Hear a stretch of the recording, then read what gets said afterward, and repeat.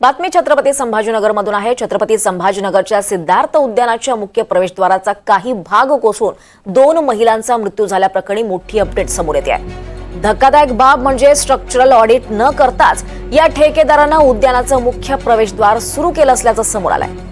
मनपाने 6 November रोजी प्रवेशद्वाराच्या टोमबाबत structural audit करण्याची सूचना दिली होती। सिद्धार्थ उद्यानाच्या दुर्घटनेप्रकरणी ही महत्त्वाची अपडेट समोर येते आहे। या मुख्य प्रवेशद्वारावरचा काही भाग कोसळून 2 महिलांचा मृत्यू झाला होता आणि या प्रकरणी ही मोठी अपडेट समोर येते आहे। स्ट्रक्चरल ऑडिट न करताच ठेकेदारानं उद्यानाचे मुख्य प्रवेशद्वार सुरू केले असल्याचं आता समोर आलंय। मनपानं 6 नोव्हेंबरला प्रवेशद्वाराच्या डोमबाबत स्ट्रक्चरल ऑडिट करण्याच्या सूचना दिल्या होत्या आणि ऑडिट सुरू न करताच हे प्रवेशद्वार सुरू करण्यात आलं। 6 नोव्हेंबरला प्रवेशद्वार ऑडिटच्या मनपाच्या सूचना होत्या।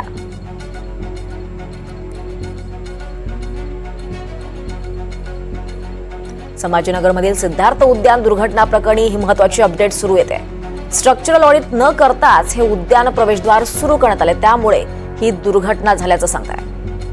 महत्त्वाची अपडेट समोर येते। धक्कादायक बाब म्हणजे स्ट्रक्चरल ऑडिट न करताच या ठेकेदारानं उद्यानाचं मुख्य प्रवेशद्वार सुरू केलं।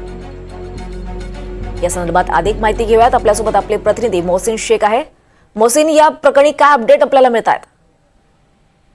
दीपाली, काल वादळी वारा शहरात सुरू होता आणि त्यातच छत्रपती संभाजीनगर शहरातील सिद्धार्थ उद्यान त्याचा मुख्य प्रवेशद्वाराचा काही भाग कोसळला होता। त्यात 2 महिलांचा मृत्यू झाला होता, तर 2 जण आणखी जखमी झाले होते।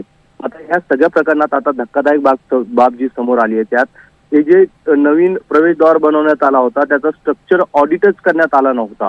ही महानगरपालिकेने याबाबत संबंधित ठेकेदाराला 3 वेळा पत्र दिलं होतं, मात्र त्यानंतर देखील त्याने त्याचं स्ट्रक्चर ऑडिट केलं नाही आणि त्यामुळे हे सगळं प्रकार समोर आलेला आहे। 6 नोव्हेंबरला याबाबतचं पत्र देखील महानगरपालिकेने दिलं होतं, मात्र ठेकेदाराने या सगळ्या सूचनांकडे दुर्लक्ष केलं आणि त्यामुळे ही सगळी घटना घडल्याचा प्रकार समोर आलेला आहे। आता या सगळ्या प्रकरणी महानगरपालिकेचे आयुक्त जी श्रीकांत यांनी या सगळ्या प्रकरणात संबंधित ठेकेदारावर गुन्हा दाखल करण्याचे आदेश देखील दिलेले आहे। पोलिसांकडून असे गुन्हे देखील दाखल केले जाणार आहेत। मात्र या एका ठेकेदाराच्या चुकीमुळे 2 लोकांना नाहक आपला जीव गमवावा लागलेला आहे। दीपाली, निश्चितच धन्यवाद मोहसिन, आपण दिलेल्या या सगळ्या सविस्तर माहितीसाठी।